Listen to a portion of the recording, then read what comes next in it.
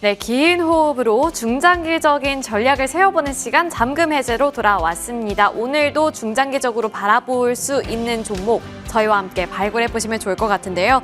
오늘은 밸류파인더 이충원 대표와 함께 보도록 하겠습니다. 대표님 안녕하세요. 네, 안녕하십니까. 네, 반갑습니다.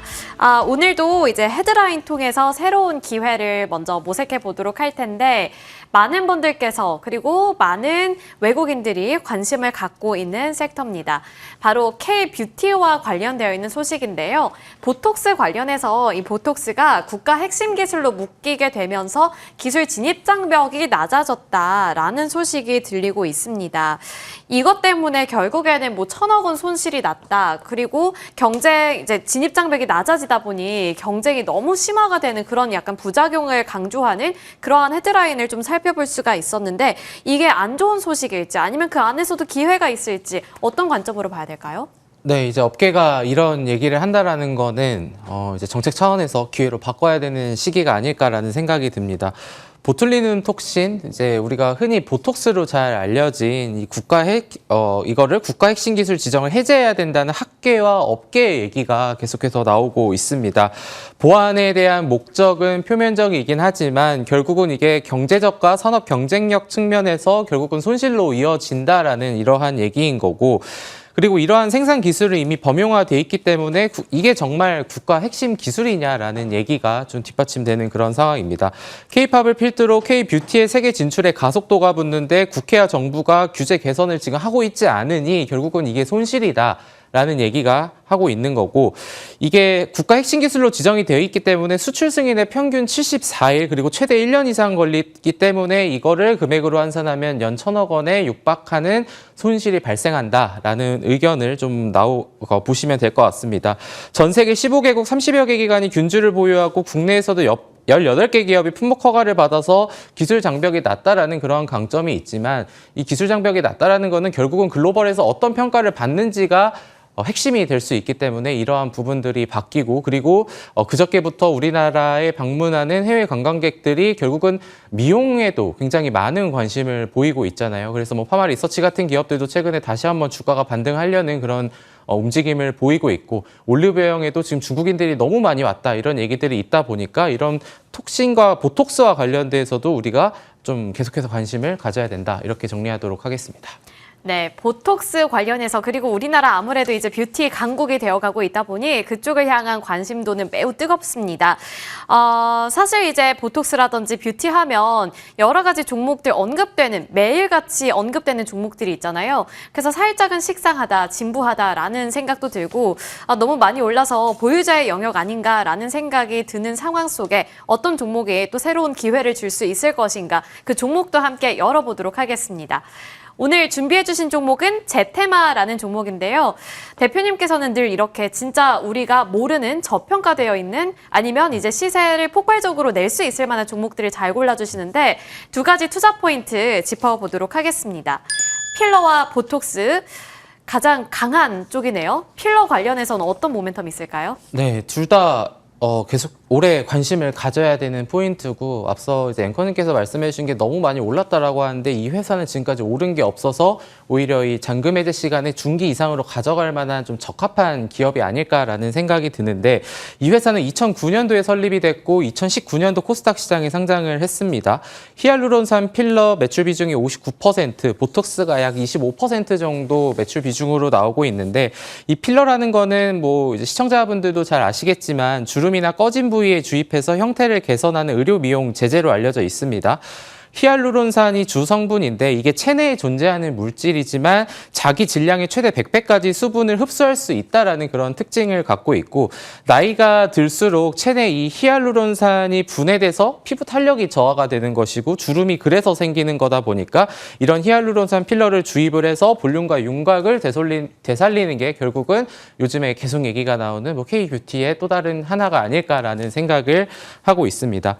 프리미엄 필러로서 경쟁력을 확보하기 위해서는 공정의 정밀도를 높여야 되고 생체에서의 지속력 그리고 몰딩력을 높이는 것이 핵심이 될 겁니다.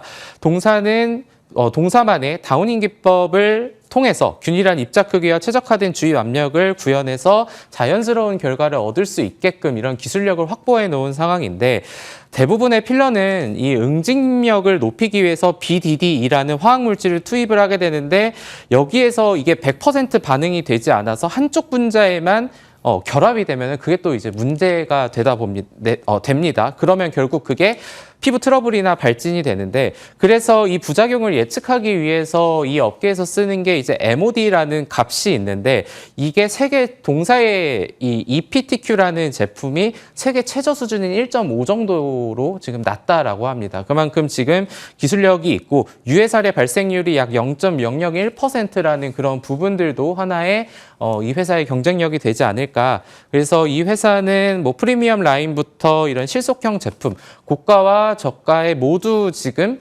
아우를 수 있는 제품군을 만들면서 지금 시장 점유율을 점진적으로 늘려나가고 있고, 지금 화면의 왼쪽에 나오는 것처럼 글로벌 제품과 비교를 해서도 MOD 값이 더 낮아서 결국은 부작용이 최소화되고 고탄성과 몰딩력이 있다. 물론 왼쪽 같은 경우에는 인지도가 높다라는 강점은 있겠으나 제테마도 그런 부분이 일단 충분히 긍정적으로 볼 수 있다라고 좀 보시면 될 것 같고, 그렇다면 그 다음에 생각할 수 있는 거는, 그럼 제테마가 그러한 부분을 시장에 널리 해외로 더 뻗쳐나갈 수 있냐에 대한 부분을, 이제 수출에 대한 부분을 생각을 해야 되는데, 지금 전 세계 78개국의 수출 고객사를 확보를 하고 있습니다. 처음으로 올해 6월에는 중국에서 처음으로 매출이 발생을 했고, 글로벌로 봤을 때 최대 규모의 시장이 또 중국이거든요. 중국에서 첫 매출이 발생했다는 것은 굉장히 고무적인 일이고, 중국 필러 시장은 연평균 20% 이상 성장을 하기 때문에 충분히 긍정적으로 볼 수 있다. 그리고 그러면은 또 중요한 거는, 이제 기업 분석을 많이 해보신 분들은 수출을 하는구나, 그럼 거기서 유통을 어떻게 하는데 라는 생각까지 이어질 수 있는데, 지금 중국의 유통 파트너사 화동 에스테틱과 함께 협업을 하고 있는데, 이 회사는 중국 내 2,100개 이상의 병원 네트워크를 보유한 중국 내에서 가장 큰 회사다라고 또 보실 수 있겠습니다.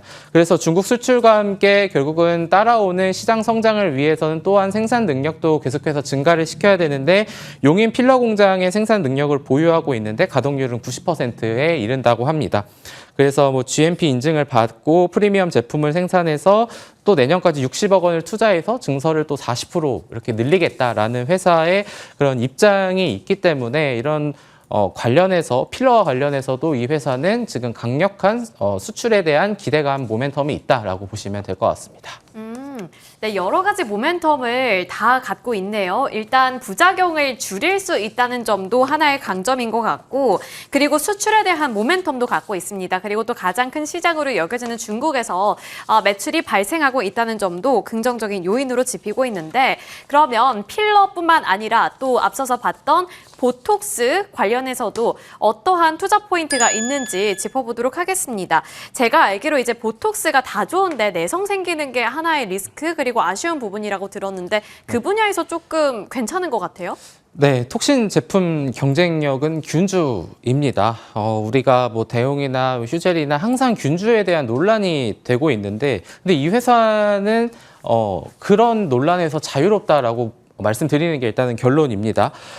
그동안에는 뭐 홀A, 하이퍼라는 계열 군주를 대부분의 업체들이 사용을 하다 보니까 내성 논란이 계속해서 나오고, 최근에 이런 내성에 대한 신고가 계속해서 급증을 하고 있는데, 동사는 유럽 공인인증기관으로부터 정식 라이선스를 취득한 NCTC 13319 균주를 보유하고 있기 때문에 이러한 사례는 리스크는 거의 없다라고 보셔도 될 것 같습니다. 그런 우월한 안전성을 지금 보이고 있는 그러한 상황에서 국내 경쟁사들이 균주에 대한 소송 이슈가 부각이 되면 오히려 이 회사는 반사수혜가 가능하지 않을까라는 생각이 들고, 그리고 이게 홈쇼핑 같은 걸 많이 보시는지는 모르겠지만, 보톡스는 전문 의약품이기 때문에 홈쇼핑에서 홍보를 이제 판매를 할 수가 없습니다. 그래서 이 회사는 많은 학회 같은 데를 참여해서 의사들한테 이런 부분을 많이 알리고 있는 그러한 상황이고, 보톡스 마찬가지로 우리가 지금 바이오 기업들 보면은 다 임상 1상 이상 얘기하는데, 이 회사는 오늘부터 4분기죠. 올해 연내에 중국에서 임상 3상에 대한 결과가 완료가 되는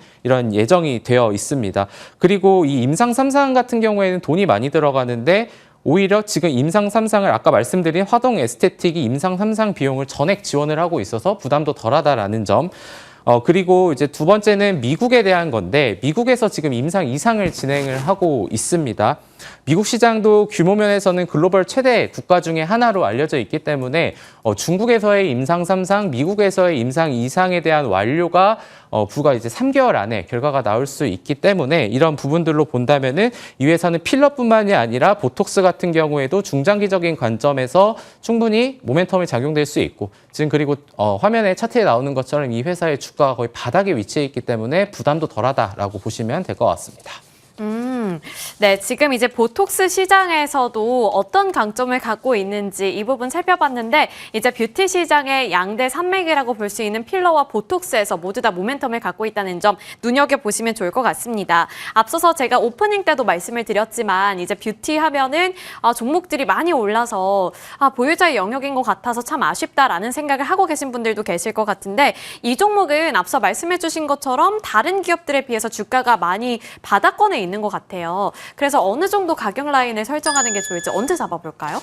네, 최근에 회사도 여의도 쪽에 IR을 되게 적극적으로 하고 있는 상황으로 알고 있는데 매수 가능 구간은 뭐 6,200원에서 6,400원 지금 선이면 크게 부담이 없다라고 보고 있고 일단 1차적으로 목표가는 10,000원, 리스크 주의 구간은 5,000원으로 좀 봐주시면 될 것 같습니다. 알겠습니다. 매수 가능 구간 6,200원에서 6,400원 구간. 지금 시점도 나쁘지 않다라고 말씀을 해주셨고 목표가는 10,000원, 리스크 주의 구간은 5,000원으로 잡아주셨습니다. 참고해 보도록 하겠습니다. 오늘 여기까지 말씀 들어보도록 하겠고요. 지금까지 밸류파인더 이충원 대표님과 함께 해봤습니다. 오늘 말씀 고맙습니다. 네, 감사합니다.